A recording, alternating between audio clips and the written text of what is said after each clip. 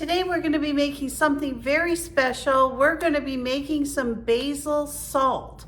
Now, if you're looking for something to really flavor your meats and vegetables and you're using a little bit of salt and you're using some flavorings, this might be the thing you were looking for. So I have a little bit of basil that's growing in my window here.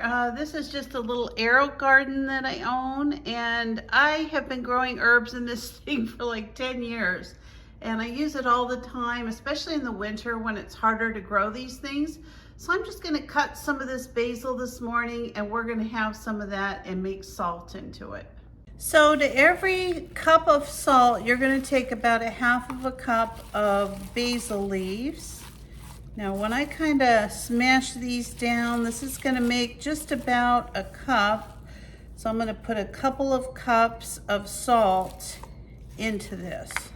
So I have some coarse sea salt that I picked up at the Dollar Tree. You can also use kosher salt.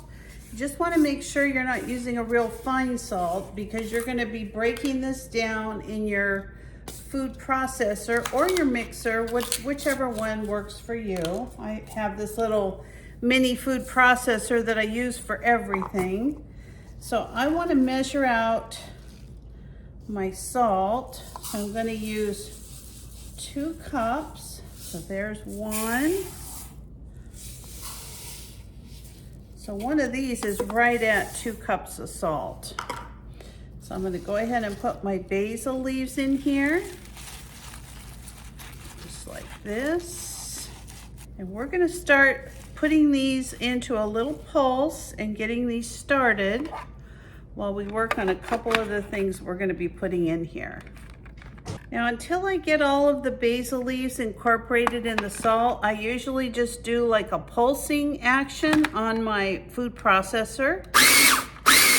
So after I get this all incorporated into the salt, I'm going to just run it under puree for a little while until I'm sure all the basil leaves are incorporated. So I'm going to put about 1.5 teaspoons of garlic salt in and mix that up. Now the last thing that we're going to do, I washed a lemon. I want to zest this lemon, and I'm going to put the lemon zest into our basil salt. So I just have this little zester that I use. I like this because after I zest it, I actually have the zest in my container here. Now you don't want to get this pith in here. You just want to use the yellow part of the lemon to zest it. All right, so we're going to add this to our basil salt. Oh, that is beautiful. Now the lemon does 2 things. It helps to keep the basil fresh even after it's been dehydrated, and it also adds another level of flavor. So we're going to go ahead and put the zest in there and do one more little twist on this, and then I'll show you the next step. Now we're going to take a piece of parchment paper. We're just going to put this on our tray.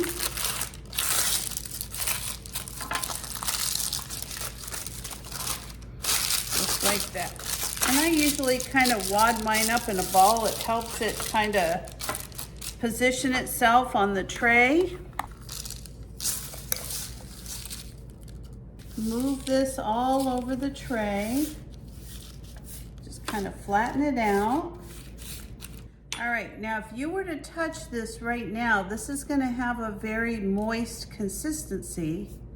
But we're going to put this in a preheated oven at 225 degrees, and we're just going to keep checking on it every 15 minutes. When it gets dry on the top, we're going to mix it all up, and then we're going to, put it back in the oven and let it get completely dry, and then I'll show you how we package it up. All right, I've taken my salt out of the oven just so we can test it and see if looks like it's completely dry. It is. And this is how it should look. It actually will kind of clump up a little bit as it dries. My whole house has this amazing smell. So all I'm gonna do is kind of break this down a little bit. You can run it through your food processor again if you like, but you know, going through and doing this will work just fine. It'll be real quick. Or if you want to run it through your fingers when it's completely cool. So there's a whole array of containers. I always save my Parmesan cheese containers. I think these are great because not only do they have the little, you know, things here on the other side, you can put your spoon in if you want to measure it. So I usually use these, and then I also save these little bottles, these little, you know, bottles from other types of things. And so I'm going to use a couple of these today. I think I'll do the small bottle first because I want to give that to a friend of mine as part of her birthday gift.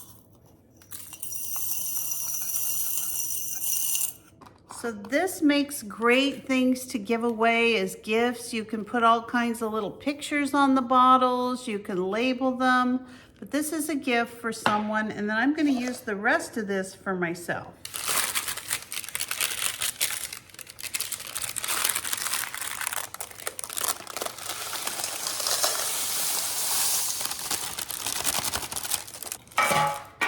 And there you go. As easy as that, we've got some wonderful basil salt. Now, I'm going to go ahead and probably make up some little pictures, and I'm going to put the name of what it is on here just so that I know it's nice and warm. This is going to be a wonderful addition to my herbs and different things that I use. So if you've never made this and you've got basil on hand, go ahead and give it a try. You're going to really enjoy it.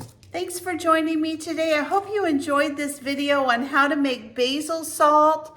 This is going to be so good on steaks and casseroles and all kinds of things. This stuff is the bomb.